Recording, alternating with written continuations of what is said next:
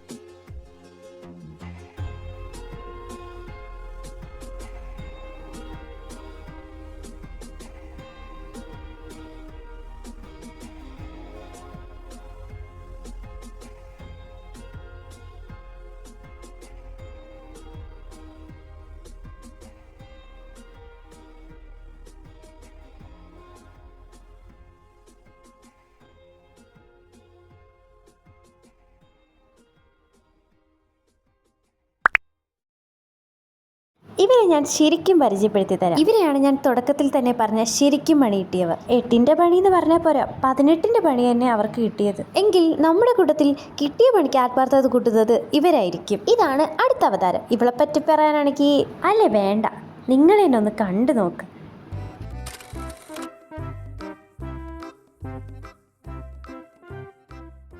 കയ്യിലിരിപ്പ് ഇച്ചിരി മോശമാണെങ്കിലും ആള് പാവം. അങ്ങനെ ഇന്നത്തെ വീഡിയോ കഴിഞ്ഞു. ഇനി അടുത്ത വീഡിയോ ആയിട്ട് വീണ്ടും. ഇനി ആദ്യമായിട്ട് ആരെങ്കിലും കാണുകയാണെങ്കിൽ ലൈക്ക് ചെയ്യാനും ഷെയർ ചെയ്യാനും സബ്സ്ക്രൈബ് ചെയ്യാനും മറക്കണ്ട. അപ്പോൾ എല്ലാവർക്കും ബൈ.